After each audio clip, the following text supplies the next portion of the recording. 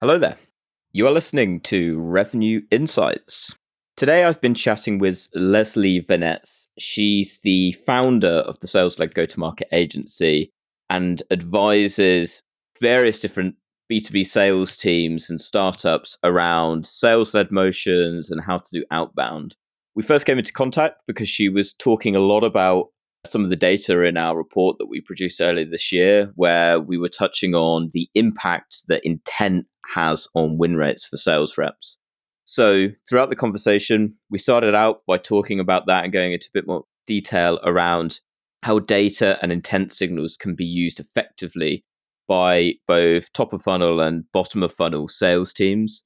We also talked a lot about what top performers are doing, both in SDR roles and in AE roles as well. And lastly, we touched on the role of events and how it has changed in sales-led go-to-market motions in 2024. And lastly, there's some really nice bits at the end around active listening. I think you'll really enjoy it. Welcome to Revenue Insights. Every week, we'll be joined by revenue leaders from some of the most successful and highest growing companies. Together, we explore how they built their revenue teams, the journeys that they've been on, and the lessons they have learned along the way. Revenue Insights is brought to you by Ebster. We're a revenue intelligence platform designed to help revenue teams to build more pipeline, close more deals, and retain more customers.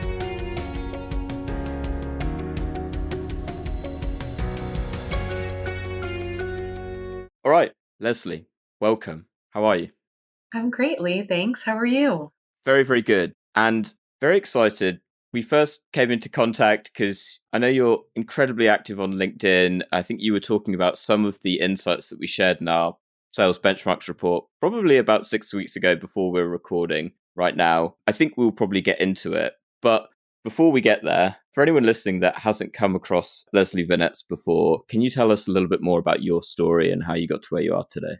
Sure. I spent 15 years as an individual contributor, player coach, people leader, was a 3-time head of sales. So I've sort of done all of the sales jobs in everything from like one call close transactional selling, through to 6-figure plus very consultative types of sales and SaaS and services. So I've had a truly blessed, maybe a non-traditional sales career, but a truly blessed sales career in getting to sell to a lot of different types of personas, selling a lot of different things at different price points. And then I decided to take that breadth of experience. And 2 years ago, I quit my full-time job and made my passion project, my side hustle, into a full-time founder gig. So for the last 2 years, I've been leading the sales-led go-to-market agency, helping orgs mostly outbound better, like that prospecting through discovery meeting magic as a full-time founder. Amazing. And I'm going to dig into sales-led go-to-market in a second. I want to touch on kind of what originally brought us together. And you were talking about, I think there was a stat in our report that was talking about the impact of intent on win rates. And so could you perhaps elaborate on, I guess, your perspective on intent and how AEs and sales folks can leverage that? Yeah. So 2 different perspectives, Lee. One is maybe slightly adjacent to intent in that I know because I work with hundreds of reps every year, that very few sales teams honestly are able, in terms of their tech stack, their strategies, their processes, their skill sets, to be able to truly leverage intent right now. So what I see most folks doing is taking a single siloed trigger and then misunderstanding it to be intent. And those are the emails you see that sound like, congrats on your Series A, we sell. Like, I see that you're the VP of sales at XYZ company. I'm your account executive at ABC company, right? And so for folks that maybe are not as robust or as mature, which is fine, like you're on the path. For folks that are not ready to do like full layered intent and signal data, what I teach them is value-based segmentation, meaning get really, really clear on the value for niches of your overall territory. Like the gist of it, to not overcomplicate it, is pluck out smaller, more focused segments of your broader territory so that you can speak to them. So instead of your messaging sounding like, we work with finance executives in the CPG space, which is so generic and so vague and does not resonate with anybody, you can say, we work with Fortune 500 CFOs in the food and beverage space who have been in seat for less than a year, right? Like you can just be more exacting in your language. And then that allows you to speak with more relevance and deliver value more quickly because you know exactly who your audience is. So that's sort of an aside, but I think it's an important one because I know that in talking to folks, when we start digging into signal and intent data, they can get really overwhelmed immediately. So if you're not quite there, start with value-based segmentation and we can grow into really getting to leverage signal and intent data. I love the direction that you're going with it because this was something that I was planning to probably digging into a little bit later, but let's absolutely go down that rabbit hole now, which would be, to your point of getting to a level of maturity, because in an ideal world, we've got all of these different data signals, and in an ideal world, we have that all coming into our CRM. We're able to look at that objectively and go, okay, I know how I want to craft my message and I want to engage this individual. So from your perspective, when you are getting to that stage where you've got a lot of these signals, how are you recommending that teams then take that and start to get teams bought into this idea of leveraging data signals within their sales process? Yeah.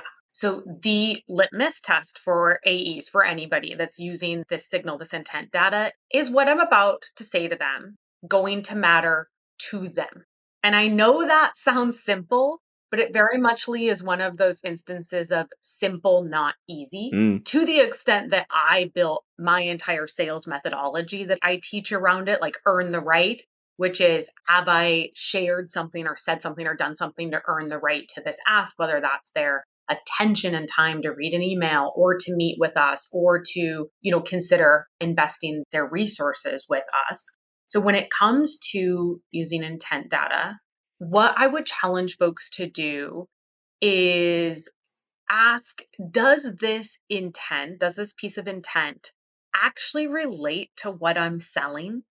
Like, can I use this piece of intent data to share something of value, maybe a non-obvious insight, maybe a relevant, infographic or a case study with them? Because often when we're looking at single intent signals, like maybe we've moved past like the congrats on your round or this is your title. Maybe we've gone a little bit deeper and we're looking at headcount growth. Or on the other side, maybe a bunch of layoffs, or maybe they launched a new podcast, right? So maybe we're getting into some more meaty intent signals. What I still see folks run into as a problem is that they will say, I saw that you've reduced your headcount by 20%. Here's the feature that we have that can solve this problem for you. And that still doesn't quite resonate with people. So what you might want to do is create some layers. So they have, let's say, a 20% increase in their sales headcount. What else would we be able to see that they're doing that would tell me they really are going to get value from having a sales conversation with me? So if it's a 20% like increase in headcount and maybe I sell like a sales enablement platform, maybe I'm also going to see if they've hired new leadership or promoted people. Maybe I'm going to see if they did like close a round, but I'm going to try to pull in multiple signals that tell a broader story. Like I use data from ZoomInfo and then from another tool called Common Room. So I'm really lucky because I can pull in first, second, and third party signals to be able to like connect the dots. I guess that's the gist of it, Lee, is like, how can we not just use a single trigger in a silo? How can we look at all of the breadcrumbs that our contact, that our account are leaving across the internet and connect those dots to make sure that when we are reaching out, we're reaching out with a very clear story of how we can help them versus just like repeating the news back to them and then expecting them to give a heck. I love everything that you're saying. And something, when I was kind of looking through some of the stuff that you talked about on LinkedIn coming into this conversation, you were talking about building repeatable processes. And that was kind of getting me thinking of, what value can folks listen to this kind of get from Leslie? And on the point that you're kind of getting to, because I agree to the point of, I suppose from a rep's perspective, it's one, being able to funnel all of these signals into a single place. Yeah. So you've got all of this information, but then ultimately it's down to the rep to be able to absorb that, to be able to interpret it, and to be able to then translate that into, here's now how I'm going to reach out to them. So when you're working with businesses and get to that stage, how do you make that repeatable with your reps? Can you make it repeatable with your reps? Is it a case of having process, or is it a case of delivering training? I do not work with any organizations that are mature enough to be doing layered signal data right now. Like, probably an unpopular opinion, but like very few organizations that I know have gotten the foundations down well enough to be ready to do, like, most organizations are outbound like 101.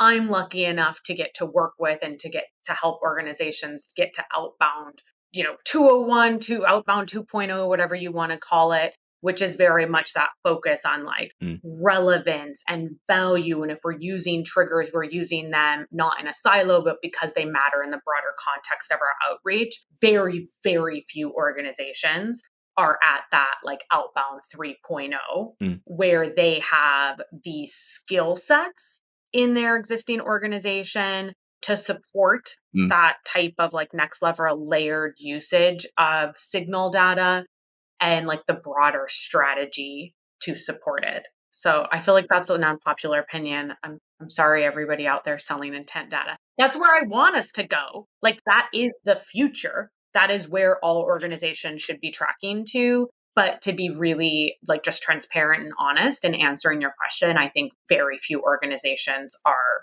doing it and are getting it right. And those that are getting it right are usually smaller orgs. Like, they're not the big behemoths where you really need like set it and forget it strategies. But what could that like if we were creating a repeatable process around using signal data? I would always start with account level signals, and maybe even taking another step backly, I would start with industry signals. Like, I would want to look at what is the broader market that these people play in, tell me, because I don't want to keep my view siloed just to their company, just to that single account. Like, I want to know what broader market forces are affecting their industry. And I also want to know who they sell to, because I want to know how the market forces are affecting their customers. So I would maybe start there, and then I would come in and look at account trends. And so maybe that is layoffs, maybe that is around, maybe they missed their numbers if you're looking at their financial reports. Maybe it's just like pulling up the CEO's statement at the beginning of the year to see what the CEO has publicly told the world that the organization or goals are. And then once I have those like broader, I would say like industry market trends and then the account trends, then I would be looking at contact specific stuff. And where I see most folks start is with contact specific stuff. And those are going to be like the, I saw you on a podcast, or I saw you just got promoted. And when we're thinking about repeatability, that's going to be much more difficult to create repeatable processes around. So I would save that for last. Love it. And I appreciate your candor as well, and the honesty. And let me pull us out of the rabbit hole. Yeah, I fuck that. Let's definitely promote that bit. Like, none of you know what you're doing. No, that's not what I'm saying. I'm saying everybody is doing their level best to get to outbound 3.0. But in the context of repeatable processes, like, folks so often jump to scale. Like, they know and understand what good looks like. They are aspirational. Like, they want to treat sales as that craft. They want to be that top like 1% of sales orgs.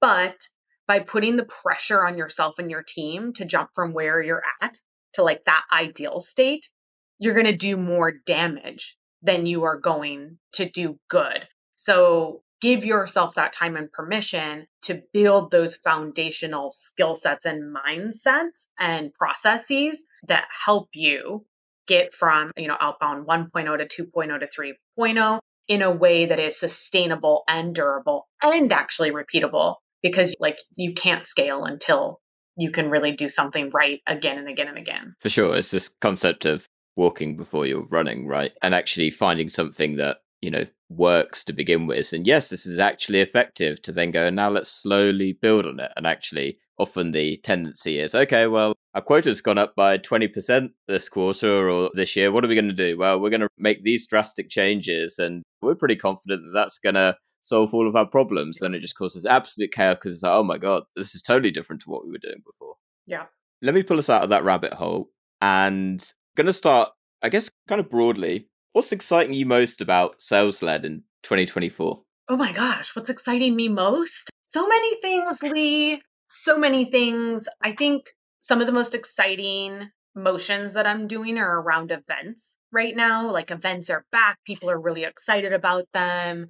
There is more appetite than I've ever seen before for CROs or for sales leaders to really understand that events are still an outbound sales led motion. So I think some of the most exciting work that I'm doing right now are helping organizations understand that you're underutilizing events if you are purely looking at them as a marketing activity and like setting up the booth and then just like sitting and waiting for folks to come to your booth and hoping for the best.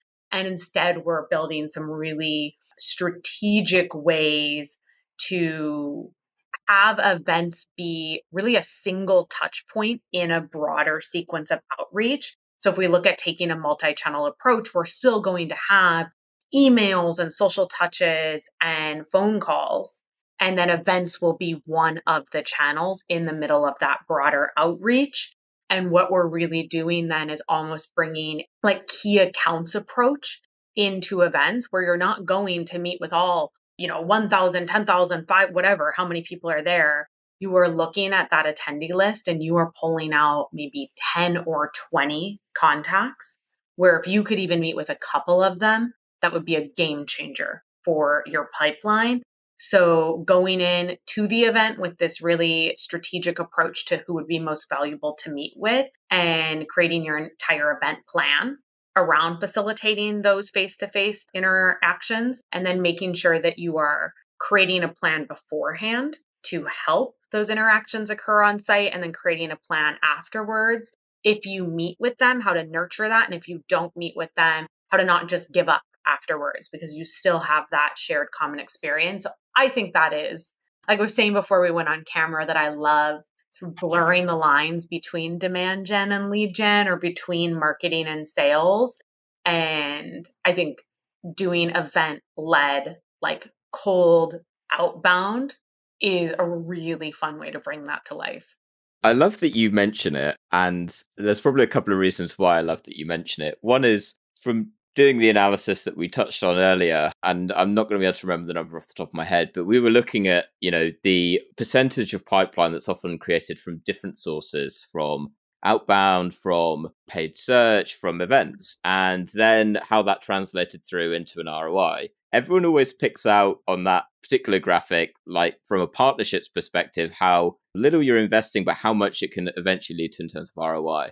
And not many people, other than a few people who are kind of annoyed at me, to be honest, that from an events perspective, it's, oh, hey, we're spending, tens of thousands, hundreds of thousands sometimes on running these events, and it looks like the ROI is really low. And kind of, I started to dig into the numbers a little bit more, and to take the words out of your mouth, like the blurred lines of it, it's like, well, it depends how that has been attributed back on in terms of how we see it in the data. And I love hearing your example of how the perspective is changing on events. Because as a marketer, when we've run events before, it's almost like, okay, thanks marketing, we rock up, we're on the stand, and now we just kind of wait for all the leads to come to us. And then almost as if it's some kind of transactional sale. But it doesn't work in that way. And from my perspective, great to hear that the perspective on events is changing, because I think buyers are starting to appreciate and get a lot more value from those in-person relationships. And it's almost the partnership that you're building up between both the buyer and the seller of, we are in this together, right? And that all comes back to the very founding kind of core principles of sales, right? Which is building strong and meaningful relationships. It's so true. And I think like one of my favorite trends that's a few years old now, though, are folks abandoning attribution drop downs and just having attribution fill in the blanks. And I even see it in my own sales cycle that I'm like, oh, and like out of curiosity, like, how did you find me? And the responses will be like, oh, well, you were on this podcast that my friend listened to, and then they sent me this podcast. And then a week later, I saw you respond to something in a Slack community, like in the Pavilion Slack. And then I started following you on LinkedIn. And then I saw you were also on TikTok. And then I saw this TikTok video and thought, wow, so it's just like there is not a clear single attribution. And I think like embracing that full funnel and being like, it's very rare, I think, and I'm sure the data would back this up. It's very rare that customers are like, I saw you one time, one place, do one thing. Take my money. Like they are interacting with you and they are interacting with your brand across multiple channels, through partnerships, through the referral ecosystem, like, through your own content or your created content. And then ultimately deciding that they're willing to learn more in a one-to-one interaction. So I think events are a very powerful way to do that, but viewing events as a single touch point, both like a single touch point in the context of like a multi-channel sales outreach, but just in the broader strategy that an organization has on how they're going to interact with their prospects, like it's something I'm very excited about. And likewise, something that, and I'm kind of going through, actually having a great time looking through your LinkedIn. I'd recommend it to folks listening. I noticed that you like doing polls. And one of the polls that you did was around, what if you could only have access to one of these things for the rest of the year, which would it be? And it was, what are my top performers doing? And that resonates a lot for me. I've been talking about top performers as well. And I think it's something for folks that's definitely resonating right now. Yeah. So from your perspective, and I guess you can take this one or two ways, whether that's like purely sales led or purely outbound, feel free to have fun with it. But what can you see that top performers are doing in 2024 that's setting them apart from the majority of reps that are kind of just below the waterline? Oh my gosh, so many things. Yeah, you're referring to a poll is like part of a really cool ABM play that one of my partners, Set Sail, is doing, which like, again, just talk about like blurring the lines and taking these creative approaches. I love it so much. I was like a little bit surprised of all the dashboard options that was the one that were like, if I could only have a single dashboard, the number one thing I would want visibility into is what are my top performers doing differently. So a few things that I see very early in the funnel, I see like the SDR, BDR, ISR persona taking a more robust approach to their outreach. And what that avoids is either under contacting or over contacting prospects. So that's a big difference. I know in the SaaS world, it is easy to assume that like everybody has a sales engagement platform, everybody has like an email automation platform. That's not the reality that exists in B2B sales. Like that is something that we see with almost like, 100% assuredness as part of the SaaS tech stack. That's a very SaaS specific thing. So when we look at like top reps that are not supported by a sexy little tech stack that includes, a piece of software that can help you put in your sequences and send emails, just really being sure that things don't get dropped too early or opposite, they don't get over contacted. For folks that are working in a tech stack, I would say the big differences are like pulling out and doing manual steps when necessary. So they're using a lot of automation, like amazing, let's use this AI, let's use this automation where appropriate. But they're also paying attention to maybe those trigger events or maybe a buyer action or a prospect action in the way that they are interacting with you, and they are going out of sequence to create that hyper personalized touch point when it's appropriate.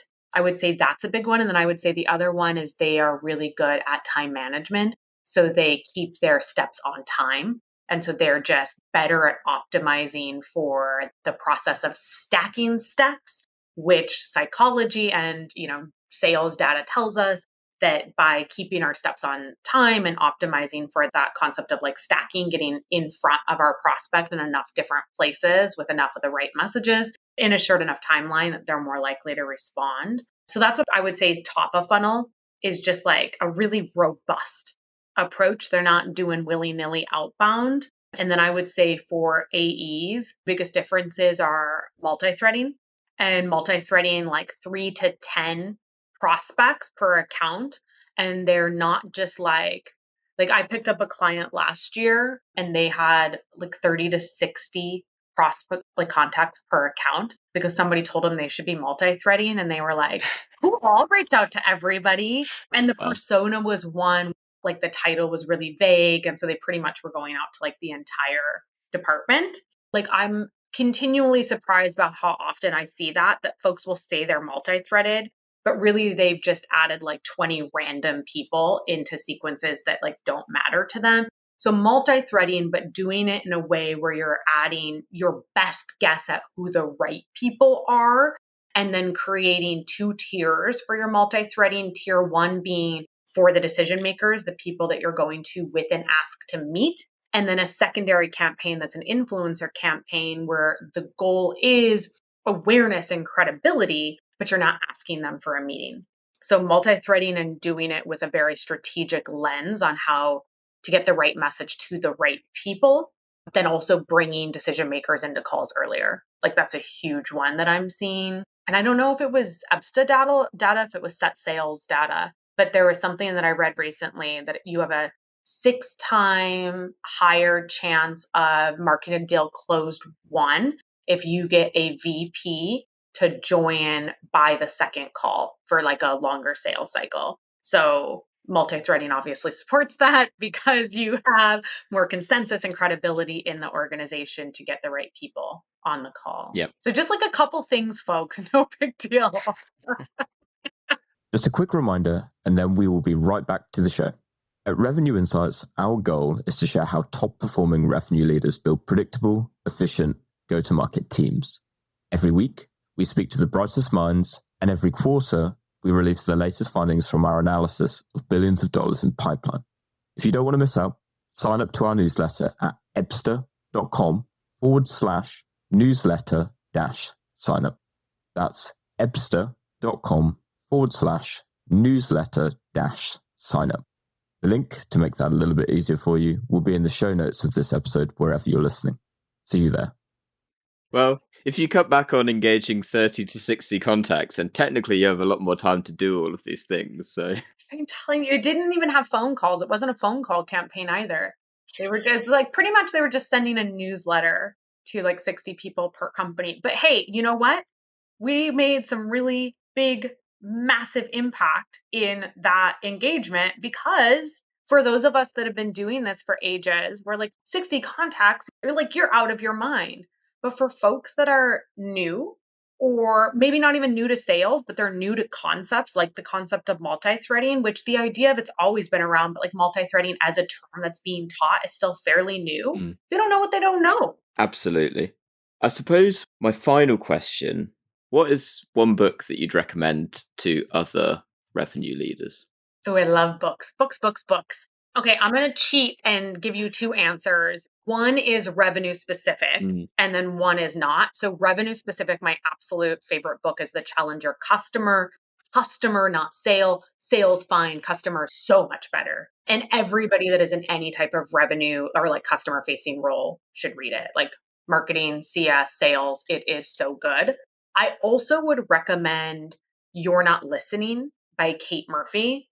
Like I am such an advocate for treating active listening like a skill, meaning that it's something that you need to practice and train on, just like we train on objections or call openers or discovery meetings. It's so rare that folks train on active listening, but it is, to my estimation, the most foundational sales skill that there is in any role. So I love, love, love that one. We read that. I host a business book club in Patreon/business book club. And we read that at the beginning of last year.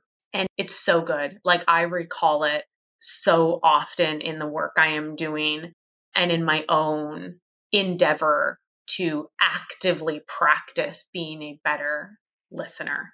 I completely agree. For one, I'll put a link to the book club in the show notes below for anyone that's interested in checking it out. But as a marketing leader that's also taken on the realm of sales development in the last 6 months, and so going into listening to like our team's cold calls, the thing that stood out to me was like, it feels like you were on tracks. You know, it felt like you weren't really listening to the person because you were so busy thinking of the next question. Oh my God, you know, you panic a little bit, your palms get a bit sweaty, and it's like, what am I going to ask them next, or what am I going to say next? So actually, you missed the most important bit, which is what they are saying. And it's surprising how often, you know, as a being on sales calls or listening into sales calls, how often, you know, the person isn't being listened to, right? Yeah. Well, I might have to join your book club because I haven't heard that recommendation before, but would love to read it. You know, even in a podcast setting, just like this, you know, occasionally it can be very easy to be like, oh yeah, that was an interesting point, and you're off with like an idea in your head, and it's like, oh God, they're still talking. It's like, what were they talking about? It hasn't happened today, don't worry. Like, you're so right, though. Like, the product that I built the sales-led go-to-market agency on before when I was doing it as a side hustle, was this training series.